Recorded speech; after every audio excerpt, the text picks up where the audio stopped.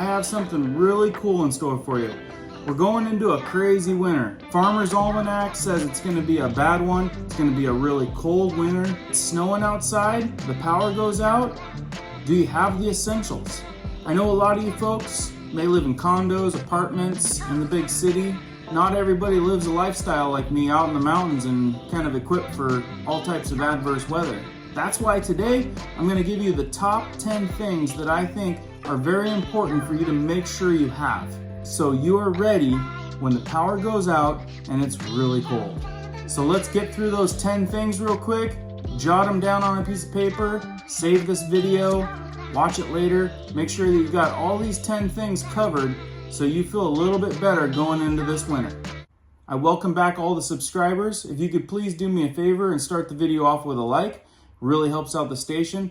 For anybody that's new, if this is your type of thing, consider subscribing. Let's get these 10 tips started.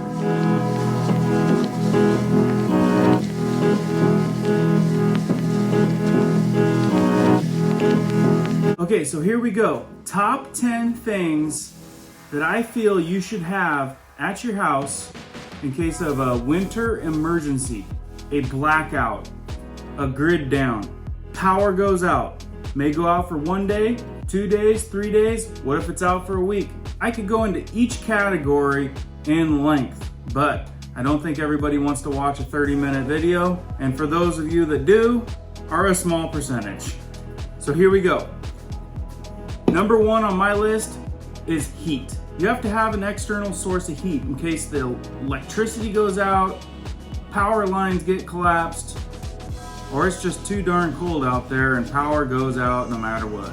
So in that case, I personally have a couple of these. I've got, this one's a knockoff brand. You can get a Mr. Buddy propane style heaters. I'm gonna go to the store right now while they have this stuff on the shelves, because I guarantee you last year when I went in, this stuff was completely off the shelves.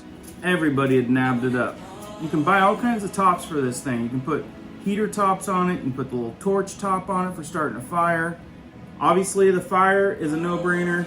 If you guys have a wood stove, stock up on wood, but I know a lot of you don't, so have some type of propane heater and a bunch of these little bad boys, or a tank with an external hose that hooks up to this. Along the lines of heat, hand warmers. Have a little stockpile of these hand warmers. These things are amazing. You can throw them in your socks, you can throw them in your gloves, you can throw them in your pockets, and at nighttime, if it gets serious, bust one of these things out, shake it up, and throw it under the sheets or into your sleeping bag. It's gonna make a world of difference. Another option along the lines of heat are these terracotta heaters. These things are amazing. You can run them off of candles, you can run them off of CRISCO style candles. I will leave a link right up in the corner if you want to learn how to make these. I'll also leave a link in the description below. But these guys put off a good amount of heat. The clay pots radiate the heat, absorb the heat. If you guys need a little bit of belief behind these things, read through the comments on the video that I show you how to make these things. There is some amazing stories, and they go into detail on how well these things worked in a winter power outage. Number two, light source.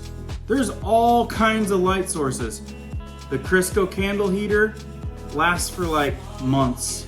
That one jar will last a couple weeks right there. We've got lanterns. LED's a really good option because it lasts a long time on batteries. There's all sorts of inflatable solar lights that are amazing. We got tent hanging lights, flashlights. Be sure to get some headlamps. It frees up your hands. You're gonna be running around all over the place having things to do, and you need to be able to see what you're doing. So be sure to pick up some headlamps. I tend to get the Costco packs of them. They always work great. Number three, a cooking source. If your electricity goes out, you're not gonna be able to use your range, your oven, your microwave. You're gonna need a cooking source. So here's a few of my favorites. Obviously my favorite's the jet boil right here. I've used it for years, backpacking, deep woods hunting trips. Everything fits in this little canister. You boil water. You can make a lot of dehydrated foods. Runs off of these little canisters here.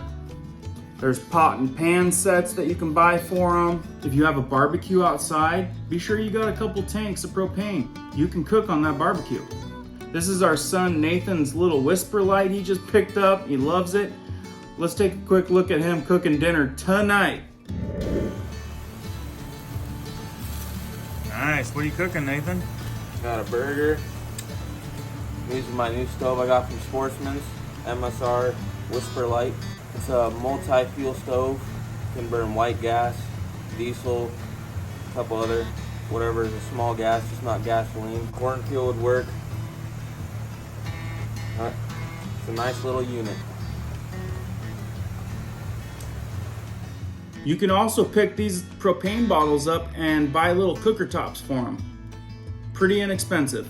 Think about not being able to use your oven, your microwave. How are you gonna cook up some food? How are you gonna boil some water? Boiling water is super key when it comes to survival. Number 4, it gets its own category because I think it's super huge. You need to have down and wool blankets. This happens to be a wool blanket I picked up at an Army surplus store. You can find some really good deals. I know wool's kind of itchy, but it doesn't have to be the thing that's right next to your skin. But having this layer of wool keeps you warm in a lot of elements. It even keeps you warm if you're wet.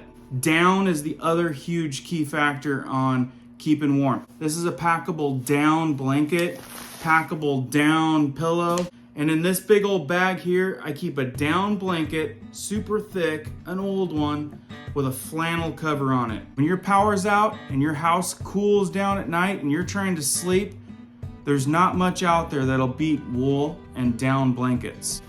If you don't have down jackets, I would start looking on eBay or something and get yourself a down coat, because down coats keep you super warm. There's a reason why the ducks and the geese aren't tripping out about the cold, because they got a lot of down. You can buy wool base layers like long johns, like thermal underwear, but they come in wool. There's wool gloves, there's down mittens. One of my personal favorites here on the homestead, go to alpaca wool. If you don't have the little Peruvian huts that sell these things, they make them in Peru, or maybe you don't like wool because it's scratchy. Alpaca wool is not scratchy. It's super soft. This is one of my go-to things when it's hovering around the teens and the single digits. I always put on one of these alpaca wool zip-ups and I stay pretty darn comfortable. Number 5 is water. You gotta have some water. If you've got some space where you can throw a couple cases of water, or if you've got time, go to Walmart and pick up a Brita filter. There's gonna be rainy days, there's gonna be snow that you can melt. A Brita water filter will do wonders if you can't stockpile the water. Also, I just picked up one of these. Super cool little hand bottle right here. It comes with a filter inside. Doesn't get any easier than that. I had to pick up a new one of these. These are Life straws. You can pretty much put it in a puddle. You can put it in the toilet and drink right out of it. It filters through the straw. It's recommended that you have a gallon of water for 3 days per person. Food. Now out of our little prepper pantry root cellar, I just grabbed these dehydrated meals. All these take is boiled water, and you've got some pretty darn good meals when you're hungry. It's gonna be super important for you to stockpile, kind of like this, have some backup supplies, but if you don't have a chance to do that, be sure to have a tub with a handful of these. These things are super light, you can grab and go. They have so much variety now, it's insane. And they actually taste pretty darn good. All you're gonna have to do is boil some water and you're good to go. You're eating, you're getting a lot of calories. Number 7 is power. Power comes in different forms. You've got solar power, which that gives this guy light. Add a cord, you can power up your cell phone so you can make a phone call to somebody. You can stockpile battery power. Be sure to stock up some battery power because there's a lot of things out there that take some batteries. Fuel power, which means matches, mountain matches that are waterproof. Throw a few of those in that tote. Lighter sticks and propane, all kind of part of the power. However you need to power up something, make sure you've got the batteries, fuel, sunlight, Think through your situation and make sure you've got your power covered the best you can. Number 8 is protection. You don't know when you're gonna need protection, but it's a good thing to have.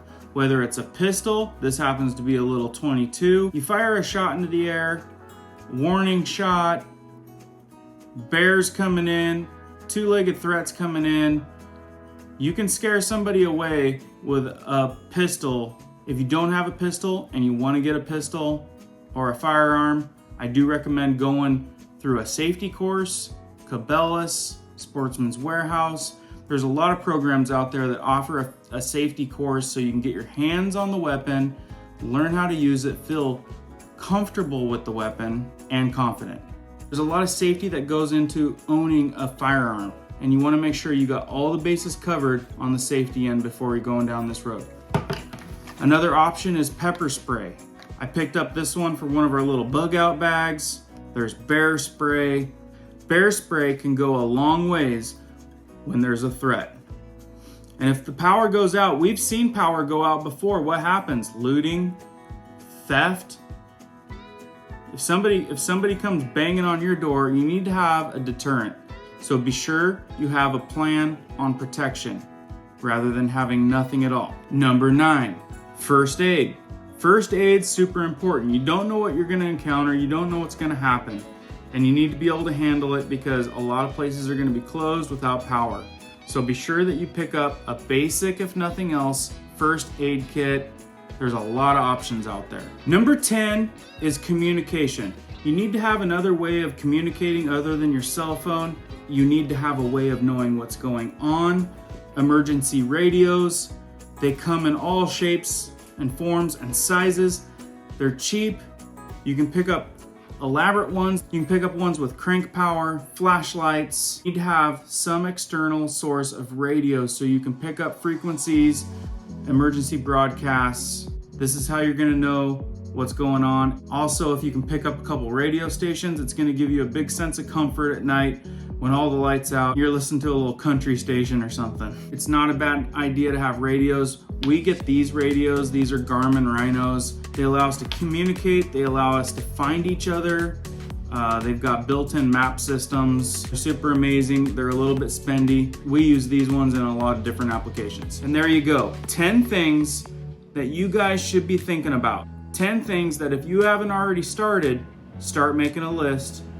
Get a few of these things, store them in a tote. That way you are better off when the power does go out and it's cold outside. Thank you again. If you guys found this helpful, please hit the like button. It really helps out the station. Consider subscribing if this type of stuff appeals to you. And we will catch you guys on the next one.